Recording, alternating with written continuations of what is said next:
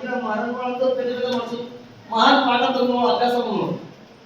అన్న అబ్బాకి చాలా మాట్లాడేది ఇట్లా కండిషన్ ఏమో. అప్పుడు ఎందుకంటే 60 మంది 70 మంది ఉంది దీనిలో. ఆ 60 మంది 70 మందికి వ్యవస్థ బరోబర్ లేకుంది. అప్పుడు ఎట్లా? అంతకుముందు అయితే మహారాజు చెప్తారు, నెత్తి మీద ఉండలేసుకొని మెడలు పట్టి తాళం పక్వాలు చేసుకొని భజన చేసుకుంటూ రావాలి. కానీ నేను వచ్చినప్పుడు అటువంటి పరిస్థితి కనిపించలేదు. అయితే భజన చేసుకుంటా రావడం కానీ తినడానికి వ్యవస్థ సరిగ్గా ఉండకపో.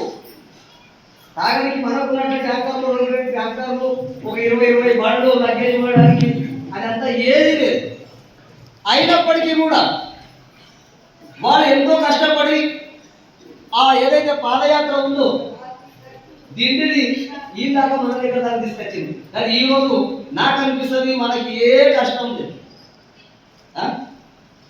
ఏడ నీళ్ళు కావాలంటే ఆడ అడుగు అడుగులో పట్టాలి.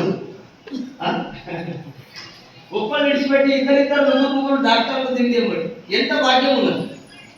తాగడానికి వాటర్ ట్యాంకర్లు, తినడానికి అన్నం, ఇంకా అక్కడక్కడ అల్పాహారం లేకుంది. అవి కూడా 2 సంవత్సరాల నుంచి అందరూ దాతలు ముంబడికి వచ్చి అల్పాహారం కూడా పొద్దుగాల అల్పాహారం, మధ్యాహ్నం భోజనం, మళ్ళీ సాయంత్రం అల్పాహారం, మళ్ళీ రాత్రికి ఎన్నిటికి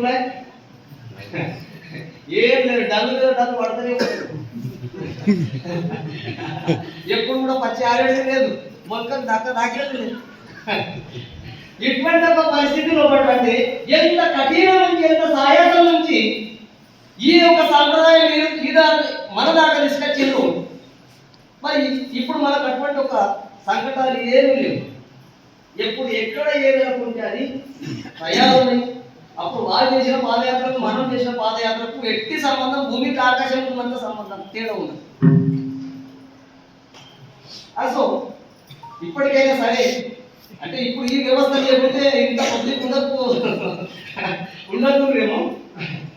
కాలం ఎట్లయితే మారుతూ ఉందో అట్లా సౌకర్యాలు కూడా మారుతూ ఉన్నాయి. ఇంతకు ముందుకి ఏమేమైపోయింది? ఇంతకుముందు అది ఇక్కడ వచ్చినప్పుడు ప్రస్తుతం 2-3 సంవత్సరాల కింద దొడ్డు బియ్యం అన్నం ఉంటుంది. మా నారాయణ రామస్వామి వింటున్నాడు, అతనికి తెలియదు అసలు దొడ్డన్నం.